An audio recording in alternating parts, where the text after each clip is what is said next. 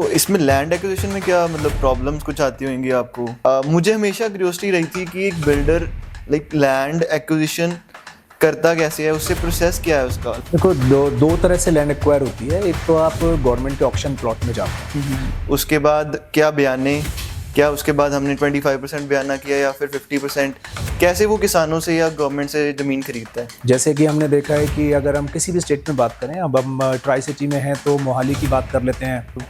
Central government ने Bharatmala expressway का काम बहुत ही जोरों शोरों से किया और ये ऑलमोस्ट डन होने वाला है। कोई ग्रुप हाउसिंग का है, कमर्शियल का है, या कोई और होटल साइट है, तो इस तरह के लैंड में तो कोई मेजर हर्डल नहीं आते उसमें हैं। ज़्यादा क्लैरिटी होती है। बहुत ज़्यादा क्लैरिटी होती है और पेमेंट टाइम डिपेंड करता है अथॉरिटी के ऊपर। हरियाणा में कुछ और हो सकता है, दिल्ली में कुछ और हो सकता है, पंजाब में कुछ और सिस्टम है। कि सीवेज और लाइटिंग के पहले ही मतलब लोगों को अपना प्लॉट या फिर लॉट कर दिया जाता है और वहाँ पे कंस्ट्रक्शन स्टार्ट हो जाती है। So hi everyone, welcome to our podcast. Today we have Mr. Rajiv, the CEO of ALC, which is a real estate company in the Mohali. Mr. Rajiv has more than 20 years of experience in real estate, specifically 18 years in Mohali. आज हमने बहुत सारे real estate secrets को reveal किया है, जैसे कि land acquisition, project development process and much more. तो बने रहिए लास्ट तक। So hi mister Rajiv, thank you for coming here. Thank you so much for inviting. So let's start. Mr. Rajiv, to begin with, I would like to understand your role as a CEO in a real estate development company. What are the major responsibilities you handle at this position? CEO का role real estate company में थोड़ा सा और intense हो जाता है। वैसे CEO का जनरल रोल हमने देखा है सारी कंपनी के ऑपरेशंस मैनेज करना, कंपनी का विजन डिसाइड करना, the cash flows, leadership role है। तो काफ़ी इंटेंस इन्वॉल्वमेंट होती है। कहीं भी आप किसी भी, भले वो टैलेंट मैनेजमेंट है, प्रोडक्शन है, प्रोडक्ट प्लानिंग है, this role has involvement in every sphere. But when we talk in from the perspective के रियल एस्टेट के अंदर, real estate a little complex business, क्योंकि इसके अंदर क्या है कि it has a lot of legal involvement also. क्योंकि लैंड एक्विजिशन एक ऐसा सबसे, अगर हम रियल एस्टेट के अंदर बात करें, जो सबसे कॉम्प्लेक्सिटी जो इसके अंदर होती है वो होती है लैंड एक्विजिशन की। तो लैंड एक्विजिशन से लेके उस प्रोडक्ट की डिलीवरी तक का जो एक पूरा एक लंबी साइकिल है। क्योंकि यहाँ जो प्रोडक्शन है वो किसी इस तरह से नहीं है कि yesterday you procured something and in 2 months, 3 months or next week, the most of industries operate like that. But यहाँ पर क्या होता है, एक लाइफलाइन होती है बहुत लंबी, एक प्रोडक्ट की लाइफलाइन होती है। जब आप लैंड एक्वायर करते हो, लैंड एक्विजिशन से लेके प्रोजेक्ट की जब तक डिलीवरी होती है, तो एक बहुत एक डिसेंट बीच में टाइम होता है। कई बार वो 3-3, 4-4 साल तक का होता है। तो उसको पूरा मैनेज करना, उस साइकिल में बहुत सारी इन्वॉल्वमेंट्स होती हैं। The most important thing real estate is the cash flow, कि जो प्रोजेक्ट से पैसा जनरेट हो रहा है, उस प्रोजेक्ट से जनरेट हुए पैसे की जो यूसेज है, जो कैश फ्लो की जो मैनेजमेंट है, वो विद इन द प्रोजेक्ट्स रहे, प्रोडक्ट की क्वालिटी डिटोरिएट ना हो। Because you are delivering not just a product जिसकी एक शेल्फ लाइफ है। Real estate is for lifes, for ages, generation to generation. आज आपने कोई टाउनशिप बनाई, इट्स नॉट कि वो सिर्फ आपकी लाइफ टाइम का पार्ट है, it's gonna be passed on to your next generations.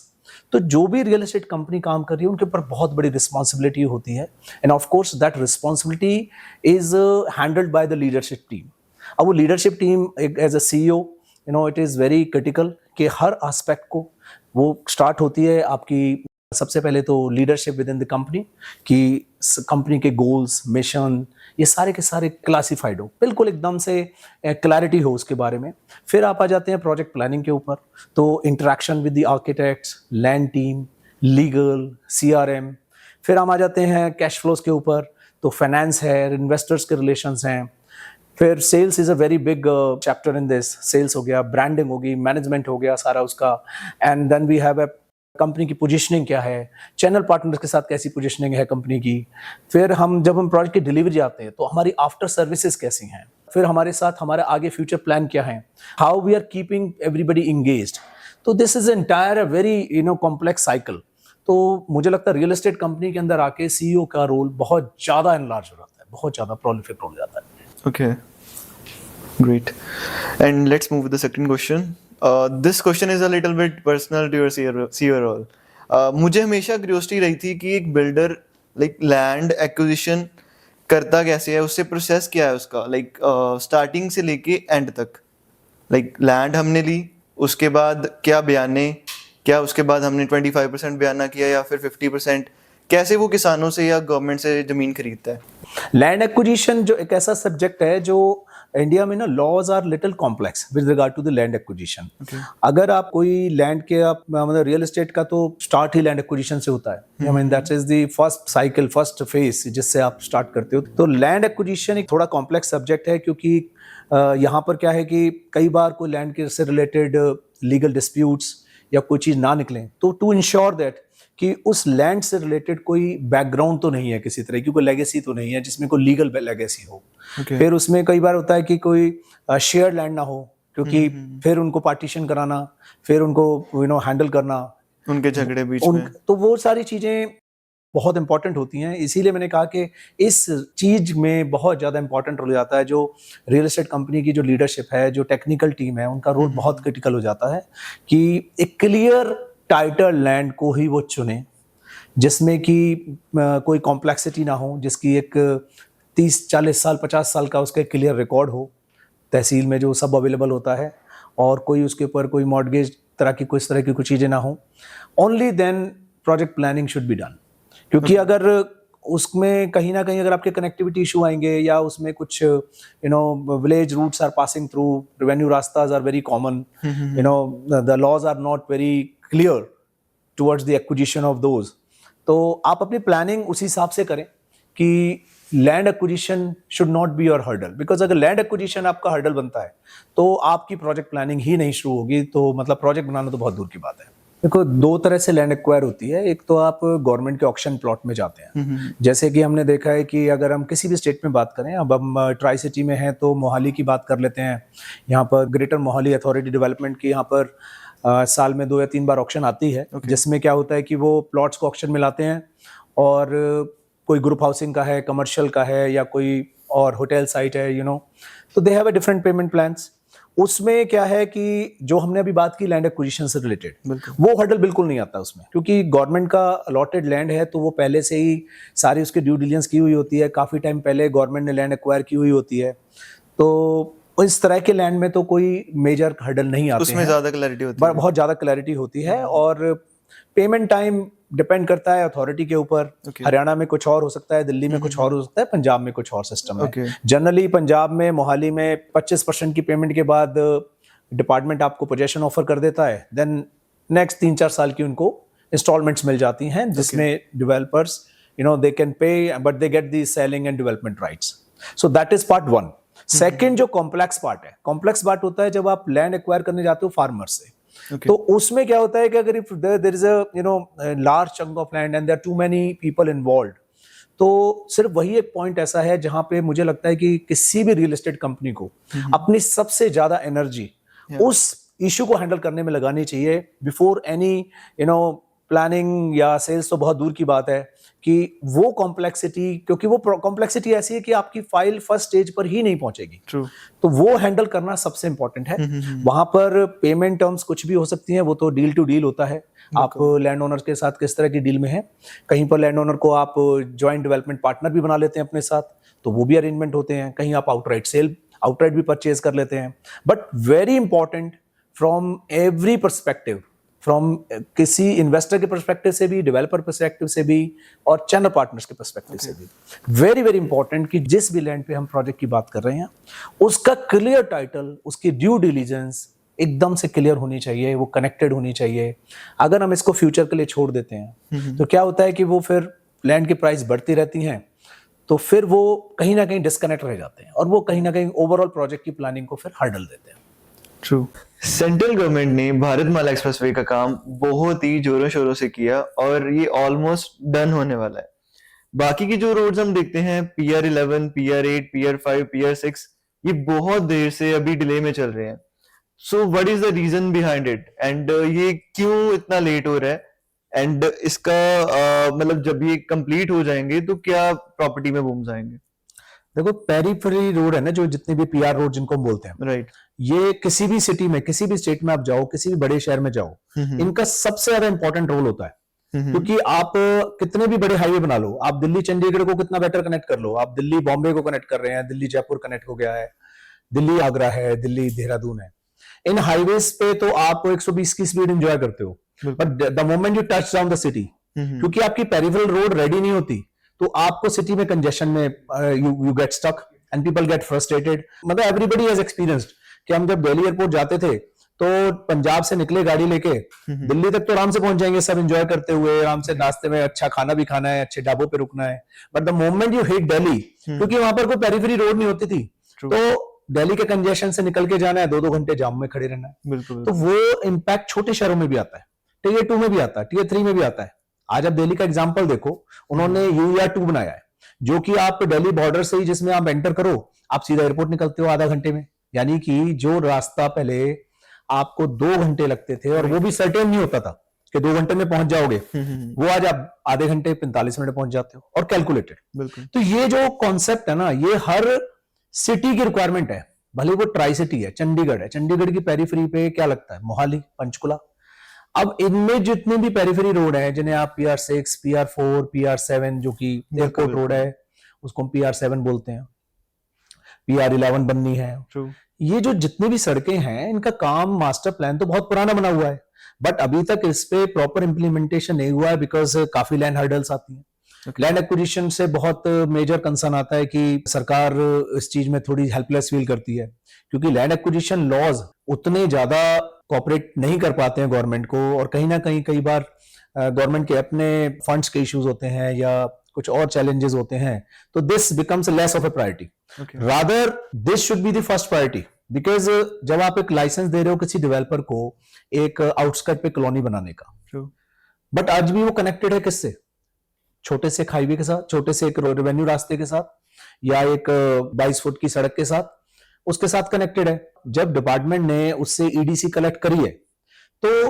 सारी रिस्पॉन्सिबिलिटी डेवलपर की हुई है, कि भाई डेवलपर की तो सारी रिस्पॉन्सिबिलिटी है कि उसको पैसा एस्क्रो अकाउंट में भी रखना है, रेरा है उसके ऊपर मॉनिटर करने के लिए, टाइम बाउंड भी उसको डिलीवर करना है, which is a good thing.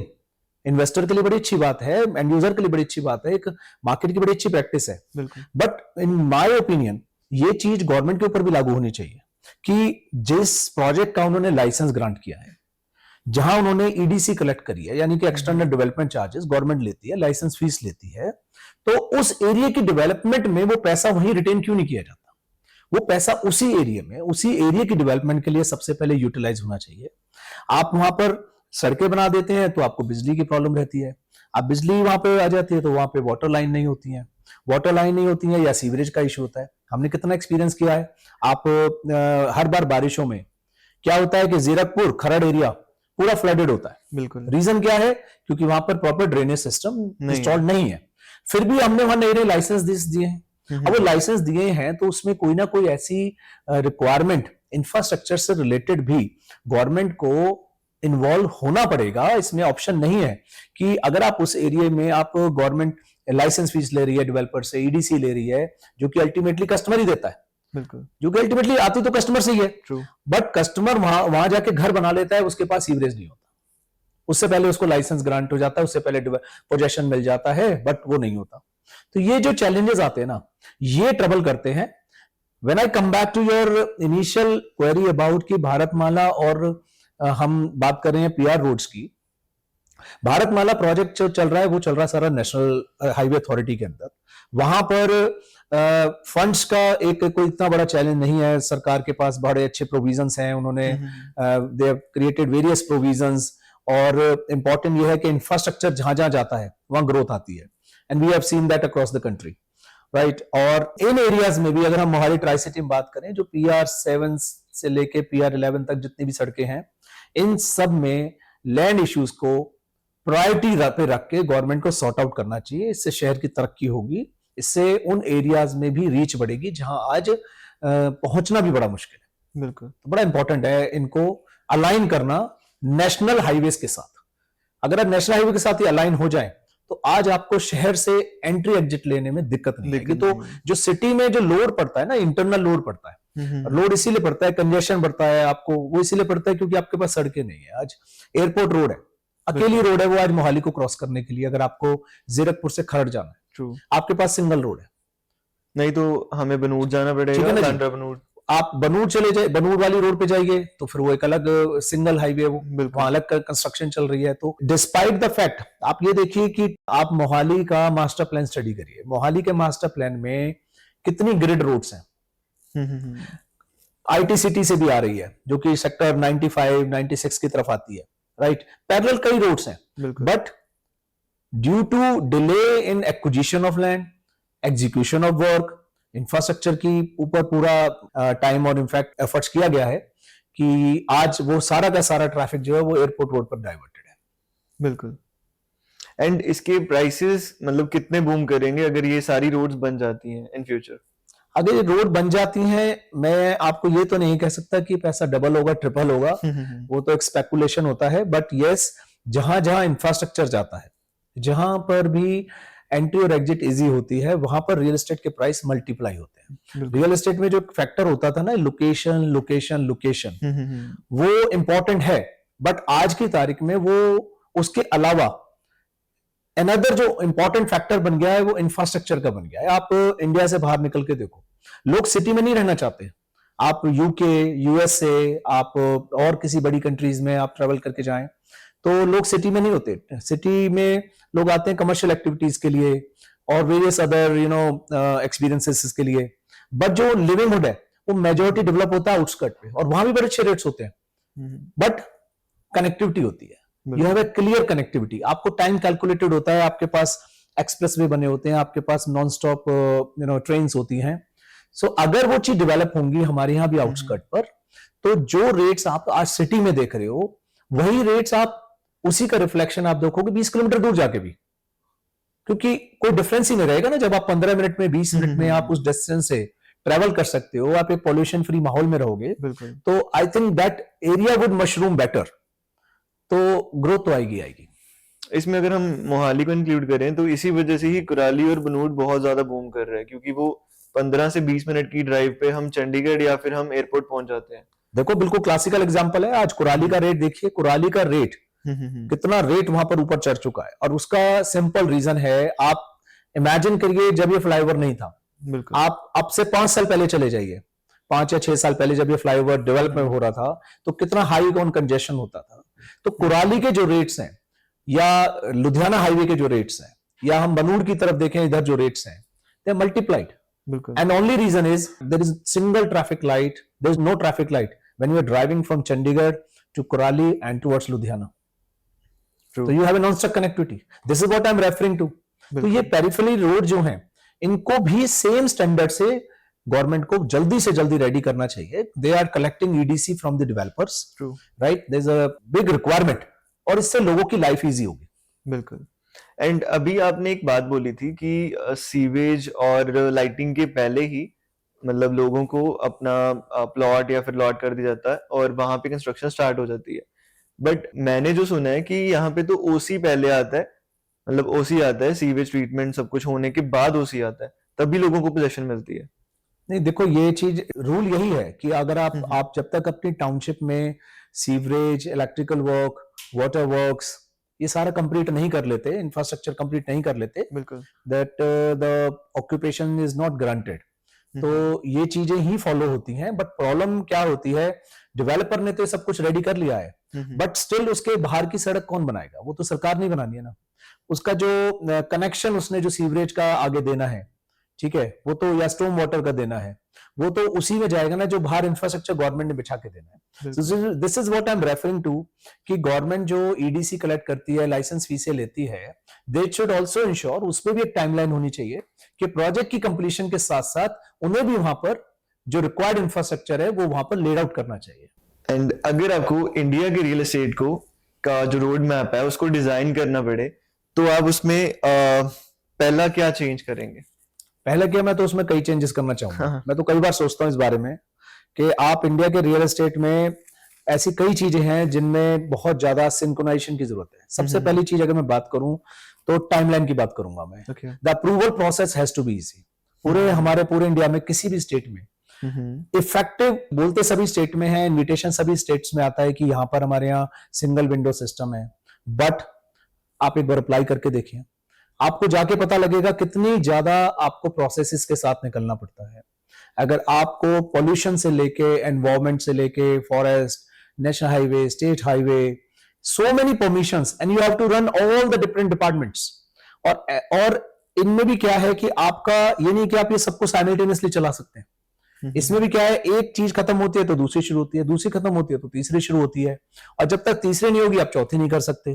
तो it is so time consuming कि despite you have to pay the fee, you have to pay honour everything. बिल्कुल। आई डू अंडरस्टैंड कि this is very very important, environment को protect करना, pollution का ध्यान रखना, forest का ध्यान रखना, वाइल्ड लाइफ का ध्यान रखना, इंफ्रास्ट्रक्चर का ध्यान रखना बहुत जरूरी है। But there could be an easy mechanism जहां पर इन सब चीजों को एक सिंगल विंडो पर डेवलपर के लिए इजी बनाया जाए, ताकि जो प्रोसेस का टाइम है वो कम से कम लगे, कम से कम उसको 50% या बिल्कुल 70% रिड्यूस किया जाए। उससे क्या होगा, एग्जीक्यूशन भी फास्ट होगा। तो एक तो चीज हो गया अप्रूवल से रिलेटेड। सेकंड में बात करूंगा इंफ्रास्ट्रक्चर की। जैसे कि मैंने कहा कि जो इंफ्रास्ट्रक्चर रिलेटेड, जहां डेवलपर को लाइसेंस दिया जाता है या जहां पर उससे कोई भी अप्रूवल ग्रांट किया जाता है टाउनशिप या कमर्शियल डेवलप करने का, सेम टाइम पर it should also be the responsibility department की, गवर्नमेंट की भी फिक्स होनी चाहिए कि वहां पर रिक्वायर्ड इंफ्रास्ट्रक्चर भी वो उसी टाइम बाउंड लाइन में डाल के दें। That is also very important. अगर आपने कोई लाइसेंस ग्रांट किया है, उसके बाहर की सड़क बनाने की जिम्मेदारी गवर्नमेंट की होती है। बिल्कुल। तो खाली ये नहीं चल सकता कि डेवलपर एक प्रोजेक्ट बना के डिलीवर कर दे और उस तक पहुंचने की अगर सड़क ही ठीक से रेडी नहीं होगी, जैसे मैंने पहले बोला, और सर्विसेज नहीं होंगी, तो अल्टीमेटली क्या होगा, डेवलपर तो अपना प्रोजेक्ट डिलीवर करके अपना हैंड्स वॉश करके ही वो तो निकल जाएंगे। जो लास्ट में जो सफर करता है वो करता है कंज्यूमर, एंड यूजर, इन्वेस्टर। बिल्कुल। तो उसके बेनिफिट के पर्सपेक्टिव से ये भी एक बहुत जरूरी है। एंड तीसरा, हम बात करते हैं कि प्रॉपर्टी की प्राइसेस बहुत बढ़ रही हैं। मैं आपको छोटे से एग्जांपल देता हूं कि हम जो भी डेवलपमेंट करते हैं उसका कम से कम 40% in term of taxes and fees goes to the department, goes to government for developing the property. वो स्टार्ट हो जाता है लाइसेंस फी से, ईडीसी फीसेस से, वेरियस अदर डिपार्टमेंट की फीसों के साथ, उसके बाद वेरियस काइंड ऑफ टैक्सेस होते हैं, फिर जीएसटी होते हैं, एंड उसके बाद भी कंज्यूमर को जाके, एंड यूजर को जाके रजिस्ट्री चार्जेस देने होते हैं। बिल्कुल। तो आप अगर प्रॉपर्टी की प्राइस में देखें, अगर आपको कोई बिल्टअप अपार्टमेंट, एक एवरेज हम मिडिल क्लास की बात करते हैं तो 1 करोड़ के आसपास 3 बेडरूम का मिडिल क्लास, 3 बेडरूम का 1 करोड़ में वो भी नहीं मिलता है। हाँ, तो मैं एक नॉर्मल मिडिल क्लास की अगर बात करूं तो 1 से सवा करोड़ रुपए में 3 बेडरूम का बंदा घर खरीदता है, 1 से सवा करोड़ रुपए में। And you will not believe उसमें 40% तो उसके अंदर खर्चे इन्वॉल्व हैं रिलेटेड टू टैक्सेस, अप्रूवल्स। तो एक ये फैक्टर है जो अक्रॉस इंडिया, इसके ऊपर भी कोई कैपिंग होनी चाहिए। When if you paid GST then why there is a registry. बिल्कुल। If you paid licence fees तो उसकी इंफ्रास्ट्रक्चर की तौर पे उसका क्या एडवांटेज वहां पर डेवलपर को मिला है, या कस्टमर को मिला है, या कंज्यूमर को मिला है। बिल्कुल। तो ये कुछ ऐसी चीजें हैं जो शायद जिनके ऊपर ध्यान देने की बहुत ज्यादा जरूरत है। एंड ये सबसे कॉमन चीजें हैं जो गवर्नमेंट को फैसिलिटीज देनी चाहिए, लाइक रोटी, कपड़ा और मकान। बेसिक चीजें, बेसिक नेसेसिटी है। इनमें कोई कुछ टैक्सेस वगैरह नहीं होने चाहिए मेरे अकॉर्डिंग। गवर्नमेंट ने कुछ किया है, अफोर्डेबल जो हाउसिंग के अंदर आए हैं वहां पर कुछ benefits, yes they have transferred, but not to the extent जो इस इशू को एड्रेस कर सके। बिल्कुल। अभी आई थिंक जीएसटी 2.0 आया है, तो उसमें मतलब क्या गवर्नमेंट ने किया है? GST 2.0 was not, I mean उसमें रियल एस्टेट के लिए कोई बहुत ज्यादा कुछ नहीं ऑफर किया गवर्नमेंट ने। यस, उसमें हो सकता था कि बिल्टअप प्रॉपर्टी के ऊपर से जीएसटी हटाया जा सकता था, कमर्शियल या रेजिडेंशियल जो, या एटलीस्ट रेजिडेंशियल के ऊपर, ताकि एक आम आदमी को घर सस्ते दामों पे मुहैया हो सके। एज आई मेंशन कि जीएसटी भी उसको देना होता है, उसके बाद रजिस्ट्री का खर्चा, स्टाम्प ड्यूटी का खर्चा भी देना होता है। ये दोनों कंबाइंड उसका ऑलमोस्ट 15% का खर्चा हो जाता है from of the property value. And अभी एक रीसेंट न्यूज भी आई थी कि सर्कुलर रेट जो है वो मोहाली में बढ़ रहे हैं, तो उससे क्या बेनिफिट लोगों को मिलने वाले हैं या फिर क्या नुकसान होने वाला है उससे? आप देखो प्रॉपर्टी की प्राइसिंग इतनी ऊपर जा रही है, तो इसमें तो कोई बुराई नहीं है कि इसके दो एडवांटेज होते हैं। एक तो गवर्नमेंट का रेवेन्यू बढ़ता है, जो कि रिक्वायर्ड है। जितनी भी चीजें मैं अपनी कन्वर्सेशन में डिमांड कर रहा हूं, उसके लिए गवर्नमेंट को पैसे चाहिए, वो आएगा तो रेवेन्यू से। ठीक है, तो revenue is a big source of income for the government, it should be there. हम बात कर रहे हैं सिर्फ उसका यूटिलाइजेशन का, कि वो किसी और प्रोजेक्ट पे यूटिलाइज ना होके पर्टिकुलरली वहीं यूज होना चाहिए। That is one thing. Secondly, आप ये देखिए इससे क्या होगा कि मार्केट में से ब्लैक मनी कम हो जाएगी। बिल्कुल। तो क्योंकि आज भी सेल की ट्रांजैक्शन वैल्यू में और रजिस्ट्रेशन वैल्यू में बहुत गैप होता है, तो जितना ये गैप रिड्यूस होगा वो बेटर है। बिल्कुल। तो ये दोनों चीजें, ये this seems to me good step. बिल्कुल बिल्कुल बिल्कुल, क्योंकि अभी जो रजिस्ट्री हो रही है वो आप लगा लो कि 20-30 लाख की होती है, और जो प्लॉट की वैल्यू या फ्लैट की वैल्यू 1.5 करोड़ या फिर 1 करोड़, डिपेंड करता है लोकेशन टू लोकेशन। ये तो इस रीजन में थोड़ी अनऑर्गेनाइज्ड मार्केट है। Right, which is getting better. बिल्कुल बिल्कुल, मुझे लगता है इस पे काम बहुत जल्दी होना चाहिए। लाइक गवर्नमेंट को थोड़ा डीप आके इस पे रिसर्च करना चाहिए। Yes true. And let's talk about smart cities. Smart cities के कंसेप्ट को ग्राउंड रियलिटी बनाने में सबसे बड़ा रोड ब्लॉक क्या है इंडिया में? स्मार्ट सिटी को बनाने में सबसे बड़ा जो रोड ब्लॉक आता है वो आता है इंफ्रास्ट्रक्चर। ओके। क्योंकि पुराने, आप देखो देहरादून जैसा शहर है, या आप फरीदाबाद जैसे शहर की बात करें, पुणे जैसे शहरों की बात करें, इन शहरों में इतना रैपिड अर्बनाइजेशन हुआ कि कहीं भी कुछ भी डेवलप होता चला गया। पंजाब की मोहाली की बात करें हम, इस चंडीगढ़ भी एक ट्राई सिटी, चंडीगढ़ भी एक स्मार्ट सिटी बिल्कुल में क्लासिफाई करती है, बट चंडीगढ़ तो itself was a very organised city, जहां पर बहुत कंट्रोल रहा है डेवलपमेंट में। बट आप देखिए कि कहीं भी जहां पर रैपिड अर्बनाइजेशन आया है, तो वहां पर क्या है कि अनअप्रूव्ड कॉलोनियां भी बड़ी डेवलप हो गई। अब उन लोगों को डिस्प्लेस करना, रीसेटलमेंट कराना, these are very big challenges. बिल्कुल। तो infrastructure is only big issue, जिसको कि रीडिजाइन करना, रीडेवलपमेंट करना। तो अगर इसको गवर्नमेंट हैंडल कर लेती है, प्लानर एंड हैंडल कर लेते हैं, तो शायद smart city, it's a good move, then this could be a reality. या true. And tier 2 cities like Chandigarh, Jaipur and Lucknow, और tier 3 cities like Agra, Dehradun and Faridabad का real estate future कैसा दिख रहा है developers के नजरिए से? Phenomenal. I would only say one word, phenomenal. क्योंकि अभी तक जितना भी आप रियल एस्टेट देखेंगे ना, वो फोकस था मेट्रो सिटीज में, बड़े बड़े शहरों में, जहां पर बड़ी बड़ी एमएनसीज आई हैं, वहां पर इस तरह की ग्रोथ रही है, क्योंकि जॉब मार्केट रही है, कैश फ्लो रहा है, फंड्स की इजी अवेलेबिलिटी रही है, और अर्बनाइजेशन बहुत ज्यादा रहा है उन एरियाज में, लोगों की रीसेटलमेंट बहुत हुई है, तो उन शहरों में तो मार्केट साइज बहुत बड़ा है। बट उसके अलावा ये जो सिटीज हैं जिनके बारे में आप नाम ले रहे हैं, tier 2 एंड tier 3 सिटीज, ये ऐसे शहर हैं जिनमें हिंदुस्तान बसता है, जिनमें आप देखेंगे एक आम आदमी रहता है जो अपना शहर नहीं छोड़ सकता, बिल्कुल, बट वो भी चाहता है एक क्वालिटी लाइफस्टाइल, अच्छे फ्लैट्स में रहना, अच्छी टाउनशिप में रहना, सिक्योर्ड एनवायरनमेंट में रहना, club facility, all good facilities. तो आप देखेंगे इन शहरों में मार्केट्स, आप पुरानी मार्केट देखिए, कितनी बड़ी बड़ी मार्केट्स हैं, कितने बड़े बड़े वहां पर सेल्स के काउंटर्स हैं, बहुत पैसा है। इंडिया के tier 2 एंड tier 3 सिटी के अंदर बहुत पैसा है, एंड इट्स नॉट कि सारा हिंदुस्तान जाके मेट्रो सिटीज में रिलोकेट हो जाएगा, बिल्कुल। तो बहुत बड़ी ग्रोथ है, पॉपुलेशन बहुत बड़ी है हिंदुस्तान की। तो एक्चुअली में तो अगर आप देखें कुछ डेवलपर्स, और वो नेशनल डेवलपर्स हैं, उन्होंने तो अपना फोकस ही tier 2 tier 3 सिटी बना लिया है, बिल्कुल। They are not focusing on tier 1 city. तो ये अपने आप में एक लाइक रिफ्लेक्शन है। चंडीगढ़ हो गया, आप दिल्ली चंडीगढ़ रूट पे अगर देखें तो सोनीपत से शुरू होता है, सोनीपत, पानीपत, करनाल, कुरुक्षेत्र, इनमें सब में डेवलपर्स पहुंच चुके हैं। अगर हम पंजाब की अब बात करें, आप लुधियाना चले जाएं, अमृतसर चले जाएं, इनमें भी आप देख लीजिए। सिमिलरली आप देहरादून चले जाएं, या आप यूपी उत्तर प्रदेश के किसी उसमें चले जाएं, आप जयपुर चले जाएं, इंदौर चले जाएं, आप पुणे जाएं, आप बैंगलोर तो बड़ा शहर हो गया, और आसपास के किसी और शहरों में चले जाएं, देखिए आप वहां पर कितना बड़ा मार्केट साइज है। ट्रू। एंड जैसे कि आप बता रहे हो कि यहाँ पे इतना इंफ्रास्ट्रक्चर आ रहा है, डेवलपमेंट हो रही है, तो आपको लगता है कि tier 2 वाली tier 1 तक पहुंचेंगी और सिटीज जो है, एंड tier 3 वाली tier 2 पे पहुंचेंगी? देखो ये ना क्वेश्चन का जो लिंक है ना, वो हिंदुस्तान की इकोनॉमी से है। ओके। हिंदुस्तान की इकोनॉमी आज 3rd और 4th लार्जेस्ट है, we are almost 3rd largest. But जो गैप है ना हमारा हिंदुस्तान का चाइना और अमेरिका के साथ, वो बहुत ज्यादा बड़ा है।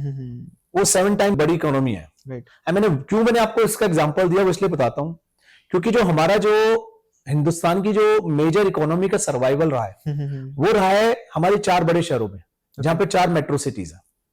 हमें दिल्ली, मुंबई, कैलकाटा और चेन्नई जैसी कम से कम 200 से 250 सिटीज डेवलप करनी पड़ेंगी। ट्रू, बड़े बड़े एयरपोर्ट बनाने पड़ेंगे।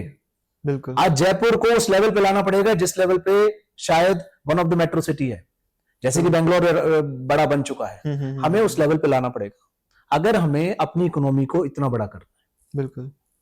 तो जो आपका सवाल था कि टीयर 2 सिटीज क्या कभी टीयर 1 बन पाएंगी, yes, that is the road map, जो कि शायद जो हम 2040 या 2045 का हिंदुस्तान जो हम देख रहे हैं कि शायद वर्ल्ड की टॉप इकोनॉमी होगा, तो I think that would be possible when we create this numbers of cities. We also hope so. एक और चीज मैं कहना चाहूंगा कि जो बिजनेस कल्चर है, हमें भी बड़े बड़े बिजनेस हाउसेस को स्टैब्लिश करने की जरूरत है। आप इंडिया से बाहर अगर देखें, आप टॉप ऑटोमोबाइल सेक्टर में बात करें, वी स्टैंड नोवेयर। हिंदुस्तान का कोई भी बड़ा ऑटोमोबाइल सेक्टर में रेवेन्यू बात करें तो नहीं है। फूड इंडस्ट्री में हमारा कोई भी नेम नहीं है। Which is the biggest chain in India? Haldiram, that is spread all across the world.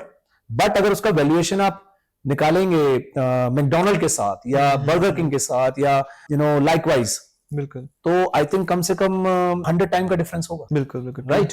So we will have to grow these industries, will have to go reach out across the world with through these industries, ताकि हमारी ये industry grow करेगी तो India की revenue grow करेगी। So that's all for today. Thank you for watching. ऐसे और real estate podcast देखने के लिए हमारा चैनल आप सब्सक्राइब कर लीजिए। Thank you.